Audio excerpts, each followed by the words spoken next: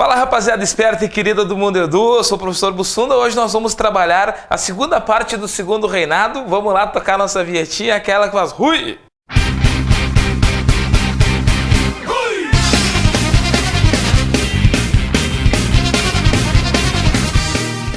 Muito bem, moçada, hoje nós vamos falar sobre o segundo reinado, na continuação dos nossos estudos sobre o segundo reinado, e a gente vai falar nesta parte 2 sobre a nossa política externa e sobre, depois da política externa, os problemas que levaram à derrocada da monarquia no Brasil. Começando aí, moçada, pela política externa, a gente vai dar foco principalmente na questão platina, nas incursões brasileiras na região do sul do continente, intervindo em Argentina, intervindo em Uruguai e depois fazendo a Guerra do Paraguai.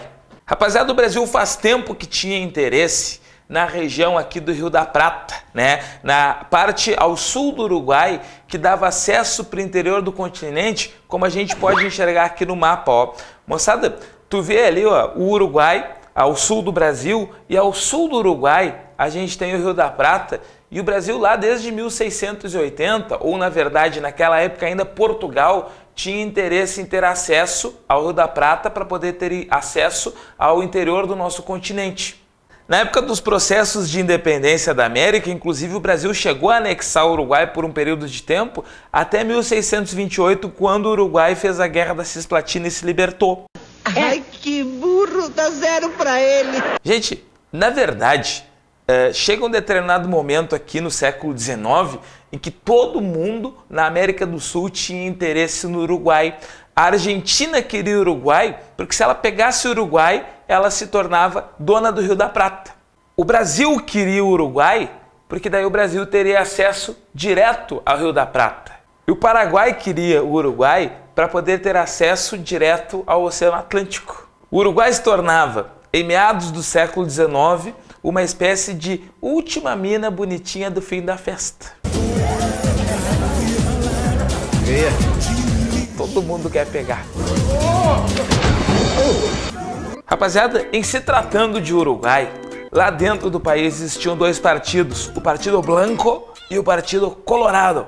O Partido Blanco, de cunho mais nacionalista, não gostava das intervenções brasileiras lá, e o Partido Blanco era mais ou menos que rival do Brasil. Enquanto, moçada, o Partido Colorado, de caráter liberal, tinha parceria inclusive com muitos fazendeiros brasileiros que tinham investimentos lá. E por isso que o Brasil gostava da manutenção do Partido Colorado no poder no nosso país vizinho. Por isso foi, moçada, que em alguns momentos no século XIX, principalmente ali perto da metade, o Brasil acabou fazendo intervenções armadas no Uruguai para manter a hegemonia colorada no poder político do país. Como, na verdade, isso feria a autonomia do país e também feria o interesse de Argentina e de Paraguai, que tinham vontade de anexar o Uruguai, a Argentina e Paraguai começaram a rivalizar com o Brasil. A Argentina, na época, moçada, tinha a ditadura centralizadora de Juan Manuel Rosas. Juan Manuel Rosas vai, inclusive, adentrar em conflito com o Brasil por causa do Uruguai. E o Paraguai, moçada, tinha a ditadura progressista de Francisco Solano López, que também não gostava das intervenções brasileiras no Uruguai e, inclusive, por isso acabou deflagrando depois a Guerra do Paraguai. Vai! Moçada, nós temos que entender o Brasil como a potência imperialista da América do Sul de meados do século XIX. O Brasil era o poderoso, o Brasil era o interventor. E as intervenções do Brasil foram várias nessa região aqui do Sul. Em 1850, por exemplo, moçada, o Brasil promoveu a guerra contra Oribe. O Oribe era dos blancos no Uruguai, tinha ganhado as eleições e o Brasil interveio no Uruguai para não deixar os blancos assumirem o poder. Moçada, contra a intervenção brasileira no Uruguai é que apareceu o ditador da Argentina, Juan Manuel Rosas, e o Brasil acabou também, entre 1851 e 52, fazendo a guerra contra Rosas, tendo a intervenção na Argentina e derrubando o ditador. Em uma onda de invasão, moçada, entre 1850 e 52, o Brasil tinha colocado os colorados no poder no Uruguai e um governo pró-brasileiro no poder na Argentina. Tu viu como o Brasil era imperialista aqui na região da América do Sul? Em 1864, rapaziada, foi a vez de o Brasil invadir de novo o Uruguai, fazendo a guerra contra Aguirre, que era dos blancos, tinha ganhado as eleições dos colorados e o Brasil não aceitava os blancos no poder. Neste momento, moçada, foi a vez do Paraguai, do ditador Solano Lopes, se opor ao Brasil, e esta oposição do Paraguai ao Brasil em 1864 vai acabar deflagrando a Guerra do Paraguai, o maior conflito da história da América do Sul.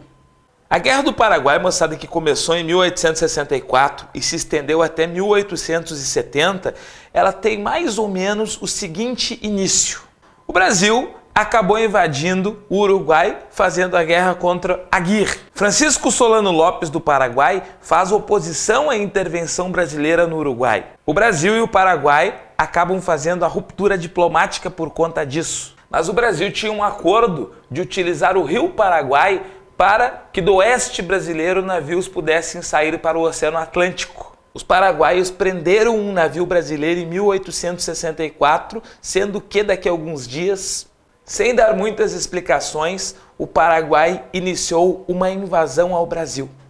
Ai, Bussunda, mas então foram os paraguaios que tiveram errado, resolveram invadir o Brasil?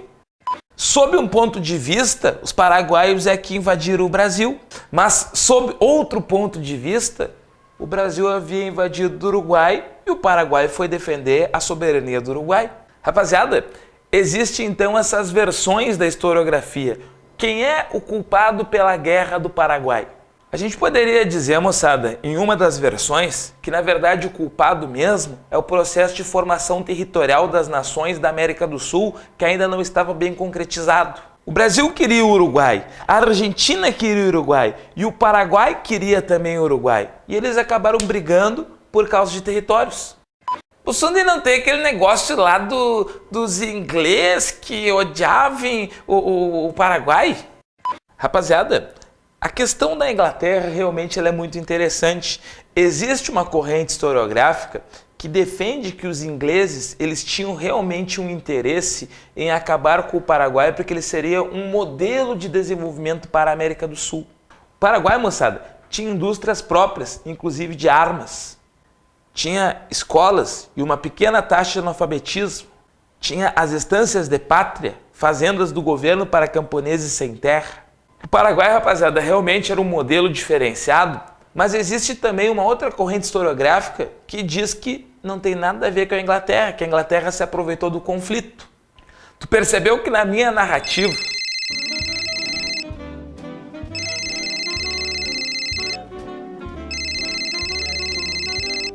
presta atenção, porque a gente aqui não pode dar mole em uma situação como essa.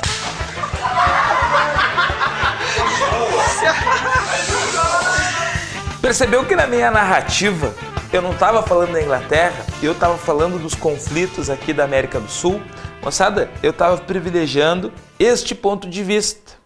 Mas existem historiadores que vão falar realmente que a Inglaterra havia tramado este conflito aqui. De qualquer maneira, moçada, inicia esse conflito com o Brasil tendo que enfrentar uma ofensiva ao Paraguai a partir de 1864 e aí sim a Inglaterra buscando uma aproximação com o Brasil. E a Inglaterra, realmente, moçada, ela vai se beneficiar deste conflito porque ela vai vender armas para o Brasil, vai vender armas para os países amigos do Brasil e vai destruir o Paraguai, que poderia ser realmente um modelo de desenvolvimento para a América do Sul. Em 1865, estava pronta a Tríplice Aliança. O Brasil, que havia feito um acordo com a Argentina e que havia feito um acordo com o Uruguai, e os três partem para cima do Paraguai, e ainda a Tríplice Aliança tem o apoio inglês. Na verdade, moçada, a guerra já tinha que ter terminado em 1865. É muita gente para o Paraguai enfrentar. E o Paraguai ele vai ter a sua marinha destroçada na Batalha Naval do Riachuelo em 1865 e não tem condições de avançar depois disso. O Brasil foi para cima do Paraguai e acabou por invadir o Paraguai, mandando adiante o Duque de Caxias para destroçar o país. Em 1868, moçada, o Duque de Caxias coordenou uma série de batalhas, uma campanha que foi conhecida como As Dezembradas, em que os principais fortes paraguaios foram destruídos. No ano seguinte, Duque de Caxias faz o cerco de Assunção e acaba, moçada, empreendendo, comandando o exército brasileiro, a tomada de Assunção. E em 1870, como o Solano Lopes e uma pequena guarda dele haviam fugido de Assunção, vai ser feita a Campanha da Cordilheira. Só que a Campanha da Cordilheira, gente, ela é coordenada pelo genro de Dom Pedro II, o Conde Deu. Conde Deu, o marido da princesa Isabel, que na verdade, moçada, se a gente for analisar, por que ele vai à guerra se o Duque de Caxias praticamente havia vencido a guerra? Conde Deu vai à guerra, moçada, para fazer a propaganda do sucessor de Dom Pedro II. Conde Deu, um francês que não era bem visto no Brasil, um dia talvez fosse se tornar o rei do Brasil e Dom Pedro II tinha que fazer a propaganda dele. A Campanha da Cordilheira termina com a morte de Solano Lopes e isso põe o último ponto na Guerra do Paraguai. O maior conflito da América do Sul tinha exaurido as forças paraguaias. Alguns historiadores dizem que mais de 90% dos homens em idade adulta militar foram mortos naquele país. De qualquer maneira, moçada, 50% da população do Paraguai foi dizimada. O país vai contrair uma grande dívida de guerra e vai virar um país de velhos, mulheres e crianças, e aquele modelo de desenvolvimento criado pelo Solano Lopes desaparecerá. O Suna, mas daí pelo menos o Brasil que ganhou a guerra, ele se deu bem, ficou rico. E aí que tá, moçada. Quem na verdade se dá bem com a Guerra do Paraguai, se a gente for analisar, é a Inglaterra. O Brasil gastou, para cada ano de guerra, o equivalente a 8 anos de tempos de paz.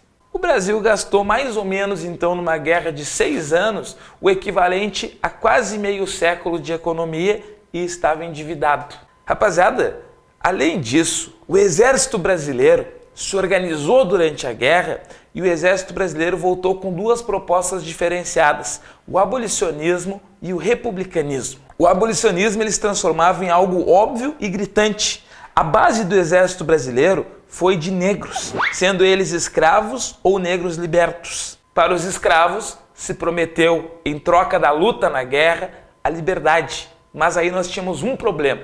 O sujeito escravo foi para a guerra e ganhou liberdade.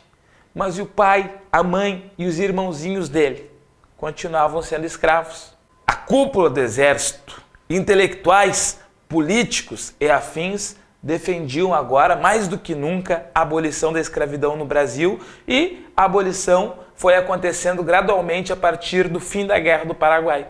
E o exército brasileiro, moçada, voltava influenciado pelas ideias republicanas porque o exército havia lutado ao lado de duas repúblicas contra outra república e muitos militares afirmavam: o modelo republicano é o mais adequado para o Brasil, dá mais flexibilidade, é um governo mais dinâmico, o Brasil está com a monarquia, o último país da América a ter monarquia, e este é um regime obsoleto, ultrapassado. Se for preciso, nós militares teremos que intervir. Rapaziada, o fim da Guerra do Paraguai também serve como divisor de águas, porque é a partir desse momento, a partir de 1870, que a monarquia começa a ser muito contestada em nosso país. Moçada, vamos então falar sobre esse processo aqui da queda da monarquia no nosso país, do desgaste que levou à queda.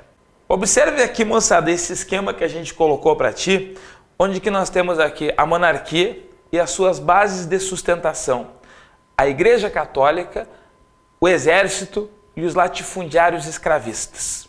A igreja era a base ideológica da monarquia, né, rapaziada? Que fazia propaganda do rei, que era subserviente, era vinculada ao rei, que inclusive tinha poderes sobre a igreja no Brasil e sempre justificava a monarquia em nosso país. O exército deveria ser a base militar de apoio e de manutenção do poder de Dom Pedro II no Brasil. E os latifundiários tinham uma história antiga com a monarquia porque estavam do lado de Dom Pedro I ainda na hora da independência para manter as estruturas socioeconômicas inalteradas. Acontece, moçada, que em meio à emergência das ideias republicanas, a monarquia também foi se desentendendo com as suas bases de apoio e foi perdendo elas. O republicanismo no nosso país, moçada, surgiu oficialmente em 1871 com o Manifesto Republicano lançado lá no Rio de Janeiro. Somos da América e queremos ser americanos. Somos o único país do continente que não tem uma república e precisamos e merecemos ter uma república. Mas o republicanismo, moçada, se torna realmente forte em São Paulo, onde os cafeicultores que queriam ter autonomia estadual começaram a defender o projeto de uma república liberal a partir da criação do Partido Republicano Paulista, o PRP, em 1873. E enquanto isso acontecia, moçada, Dom Pedro estava se desentendendo com a Igreja Católica e nós tivemos a chamada questão religiosa. Acontece, moçada, que a gente estava observando, a nível mundial inclusive, um embate entre a Igreja e a maçonaria. A Igreja Católica estava perseguindo a maçonaria. O que a Igreja entendia, moçada? Que a maçonaria era uma sociedade secreta que poderia ser danosa à Igreja e, inclusive, muitos clérigos associavam a maçonaria a uma coisa do demônio, do coisa ruim, do tranca-rua. A coisa tá feia, a coisa tá preta. O negócio é votar no capeta. E, gente, a maçonaria era difusora, na verdade, dos ideais liberais pelo mundo desde a época do Iluminismo e ainda pelo século XIX, mas foi perseguida pela Bula Sílabus do Papa no final do século XIX. A Bula Sílabus procurava afastar os maçons da igreja, sobretudo dos quadros administrativos, mas aqui no Brasil ela encontrou uma resistência. A Constituição de 1824 no nosso país, moçada, tinha criado o padroado. O imperador é que nomeava os bispos da igreja. E esta mesma Constituição criou o regime do beneplácito. O imperador é que autorizava o funcionamento da igreja dentro do país, inclusive autorizava o funcionamento das bulas vindas de Roma para cá. O fato, rapaziada, é que Dom Pedro II não autorizou a Bula Sílabus, não autorizou a perseguição à maçonaria dentro da Igreja do Brasil e acabou entrando em atrito com alguns bispos. O bispo Dom Vidal de Olinda e o Dom Macedo de Belém chegaram a ser presos por desobediência ao imperador e isso, moçada, gerou um grande desconforto entre a monarquia e a Igreja Católica dentro do nosso Brasil. Ai, Bussuna, mas então o Dom Pedro II era satanista, coisa do diabo, do Mefistófeles? Na verdade, moçada, Dom Pedro II tinha muitos ministros que eram maçons e ele sabia que a maçonaria não era algo demoníaco, alguma coisa assim, e por isso ele resolveu não perseguir a maçonaria aqui, mas teve esse desconforto com a igreja. E não é que a igreja tenha se tornado inimiga de Dom Pedro, mas a igreja acabou afastando-se de Dom Pedro e Dom Pedro estava perdendo uma das suas bases de poder. Dom Pedro também perdia, moçada, nesta época, o apoio dos latifundiários escravistas pelo simples fato de que estava acontecendo gradualmente o fim da escravidão. Abaixo a monarquia abolicionista. Viva a república com indenização. Isso é o que muitos fazendeiros diziam na época, moçada, porque em 1888, o penúltimo ano de monarquia no Brasil, a Lei Áurea trouxe a abolição, mas não deu indenização alguma pelos escravos libertos. Os latifundiários inchavam as fileiras republicanas, se tornavam cada vez mais a favor da república e abandonavam a antiga aliada monarquia. E quem realmente tramava contra a monarquia, moçada, eram os militares dentro do evento que a gente chamou de a questão militar. Os militares em atrito com a monarquia. Acontece, rapaziada, que o exército havia se fortalecido muito dentro da Guerra do Paraguai, havia se fortalecido muito no pós-1870 e se tornava um exército que fazia cada vez mais reivindicações dentro do país. Faltavam investimentos ao exército, faltava um plano de carreira, faltava uma perspectiva dentro da carreira militar aqui no Brasil. Alguns generais e oficiais do exército brasileiro andaram se queixando para a imprensa da falta de atenção que Dom Pedro dava para o exército no Brasil. Alguns generais foram presos, inclusive, por isso, e Dom Pedro lançou restrições para os militares que não deveriam se manifestar publicamente sobre política. E é aí, moçada, que esses militares vão se aproximando das ideias republicanas, sobretudo do positivismo, a filosofia do francês Auguste Comte, que encantava alguns militares aqui no Brasil, como o Benjamin Constant, professor da Escola Militar do Rio de Janeiro. O Auguste Comte, moçada, defendia uma sociedade pautada em amor, ordem e progresso. O amor por princípio, a ordem por base e o progresso por fim. O amor enquanto fraternidade, enquanto amizade, enquanto apoio. A ordem enquanto governo forte e governo centralizador. E este governo forte que deveria promover o progresso, que seria basicamente o progresso industrial. Amor, ordem e progresso. Duas dessas palavras estão na bandeira do Brasil. Moçada, os militares é que estavam tramando a derrubada de Dom Pedro II e queriam proclamar uma república no Brasil nesse instante em que o rei havia perdido suas bases de apoio. Claro, gente, a gente até tem que levar em consideração que Dom Pedro não era burro, Dom Pedro não era tão atrasado como alguns biógrafos ou como algumas pessoas o taxam. Dom Pedro sabia de uma campanha republicana, Dom Pedro sabia dos perigos que corria e Dom Pedro tinha uma proposta liberalizadora para o Brasil. Ele queria criar financiamento para as indústrias, ele queria criar liberdade religiosa, ele queria fazer transformações que inclusive dariam mais autonomia para as províncias.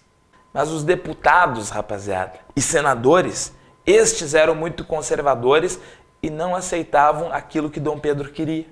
Dom Pedro, moçada, através do seu primeiro-ministro, o Visconde de Ouro Preto, propuseram à Câmara de Deputados um pacote liberalizador. Os deputados votaram contra. Dom Pedro, moçada, resolveu usar o seu poder moderador e dissolveu a Câmara dos Deputados, convocando novas eleições para 20 de novembro de 1889. Ele pensava mais ou menos o seguinte: se não vierem novos deputados que aprovem as minhas leis, eu dissolvo de novo e chamo novas eleições. Aí, se não vierem novos deputados que aprovarem minhas leis, eu dissolvo de novo e chamo novas eleições. Aí, se não vierem novos deputados que aprovarem minhas leis, eu dissolvo de novo e chamo novas eleições. E aí, se não vierem novos deputados que aprovarem minhas leis, eu dissolvo de novo e chamo novas eleições. E aí, se não vierem novos deputados... Ai, cale-se, cale-se, cale-se, você me deixa... Moçada, não deu tempo de acontecer a nova eleição que estava prevista para 20 de novembro, porque 5 dias antes, no 15 de novembro, os militares deram um golpe. A monarquia com as suas bases corroídas, a campanha republicana avançando por setores médios do Brasil, entre fazendeiros e militares, acabou prevalecendo e os militares dão o golpe militar republicano de 15 de novembro de 1889. O Dom Pedro, moçada, isolado, ficou na verdade sabendo do golpe só 2 dias depois, porque ele estava de férias numa fazenda dele. Ninguém pediu para que Dom Pedro ficasse e muita gente apoiou o golpe republicano. Porém, o golpe republicano militar, apoiado pelos latifundiários, moçada, é um golpe elitista. Inclusive, Aristides Lobo, um político da época, disse: o povo assistiu bestializado a isto tudo. Ou seja, o povo estava alienado, o povo não participou, foi um movimento de elite que cria um novo governo para o Brasil, mas um governo de elite. Nascia a República, junto com ela, moçada, nascia a nossa bandeira republicana, com ordem e progresso, que na verdade é uma frase positivista, e os militares estavam organizando o princípio da República no Brasil. Foi inclusive aí, moçada, que os militares precisaram forjar um herói republicano para o Brasil e então selecionaram este rapaz aqui, Tiradentes, Joaquim José da Silva Xavier, um dos líderes da Inconfidência Mineira de 1789. Ai, Bussunda, mas ele parece Jesus, eu olhei, eu disse aqui, é Jesus. Mas esta era a ideia dos militares, criar uma figura que fosse um mito republicano, que tivesse morrido dentro de uma conspiração, onde é que um traidor entregou ele, tipo Jesus. E quando Pedro Américo, o pintor, fez a imagem de Tiradentes, ele fez Tiradentes semelhante a Jesus para ajudar a população a gostar daquele herói republicano e para ajudar o povo que estava alienado a gostar da república implantada pelos militares. Nascia a república no Brasil, moçada, mas a elite que estava no poder desde 1500 permanecia no poder. Esta elite vai ficar no poder durante a Primeira República e durante boa parte da história republicana do Brasil, ou será que durante toda a história republicana do Brasil? Isso é o que nós vamos analisar, moçada, nos próximos capítulos da nossa saga brasileira dentro aqui do Mundo História, do Mundo Edu, quando a gente passa a analisar a República em suas várias fases. A República Velha, a Era Vargas, o período populista, a ditadura militar e o Brasil pós-1985. Segue firme, moçada, e vamos começar a estudar a República daqui a pouco. E, enquanto isso, você vai estudando todas as nossas outras aulas aqui, vai vendo as aulas de República e vai se preparando forte para o teu Enem, para o teu vestibular e, principalmente, para a conquista da tua vaga nas melhores universidades do nosso país. Certo, rapaziada? Nós do Mundo Edu continuamos firmes e fortes, confiando em vocês. Vamos junto. É isso aí. Um grande abraço.